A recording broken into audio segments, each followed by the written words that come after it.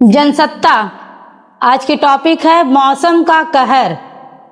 1, 2, 3 start. Uttar Pradesh में आंधी तूफान, बारिश और ओलावृष्टि की वजह से जैसे हालात पैदा हुए, उसने एक बार फिर यही दर्शाया कि मौसम की मार से बचाव के लिए एहतियात बरतने से लेकर सटीक पूर्वानुमान को लेकर तकनीकी स्तर पर अभी बहुत कुछ किए जाने की जरूरत है।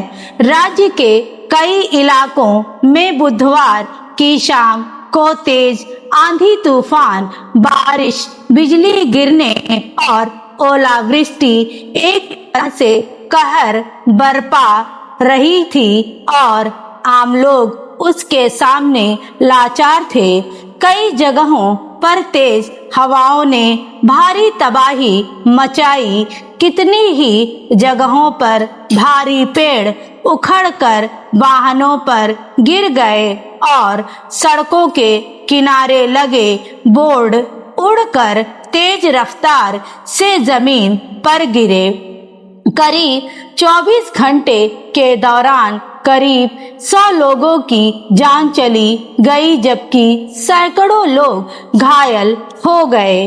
कई जिलों में 2000 से ज्यादा गांवों में बिजली गुल हो गई। कुदरत की इस कहर के बाद मौसम विभाग ने राज्य के 38 जिलों में आंधी, बारिश और बिजली गिरने की आशंका के मद्देनजर पीली चेतावनी जारी की। लेकिन अफसोस की बात यह है कि पूर्वानुमानों के बावजूद कई बार ऐसे हालात पैदा हो जाते हैं जिसमें तूफान या बिजली गिरने की घटनाएं आम लोगों पर कहर बन कर टूटती है।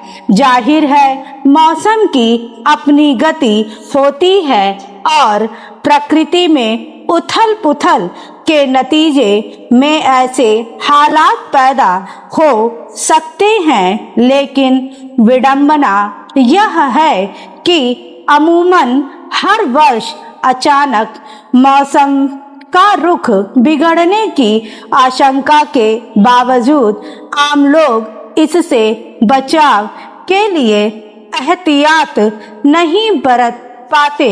इसका खामियाजा यह सामने आता है कि जिन हालात में कुछ लोगों की जान बच सकती थी, उसमें नाहक ही कईयों की जान चली जाती है।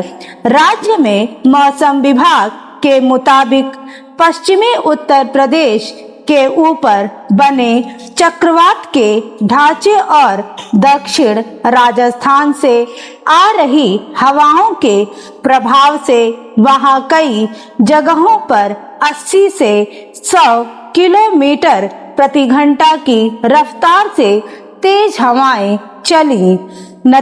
नतीजतन बड़े पैमाने पर जानमाल का नुकसान हुआ।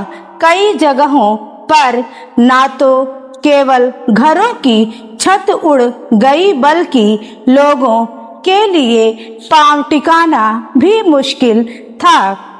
अंदाजा लगाया जा सकता है कि ऐसे मौसम में बचाव को लेकर जरूरी प्रशिक्षण के अभाव का नुकसान आप लोगों को किस स्तर पर उठाना पड़ता है।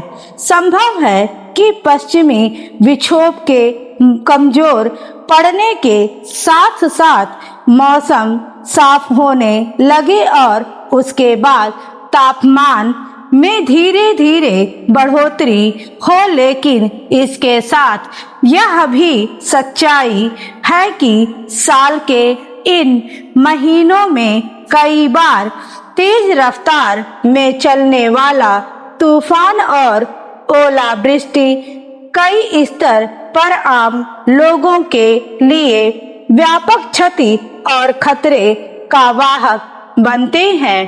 पिछले कुछ वर्षों से हर बार यह देखा जाता है कि एक और तूफान में पेड़ या घर गिरने जैसी घटनाओं की वजह से कई लोग मारे जाते हैं, तो दूसरी ओर घर से लेकर फसलों तक को व्यापक पैमाने पर नुकसान पहुंचता है। इसके अलावा इस बात का अध्ययन किए जाने की जरूरत है कि हाल के वर्षों में बिजली गिरने की घटनाओं में तेज इजाफा क्यों हुआ है, क्योंकि अकेले इस कारण से भी देश भर में काफी संख्या में लोगों की जान जा रही है। मौसम में तेज उतार चढ़ाव को रोकना भले ही संभव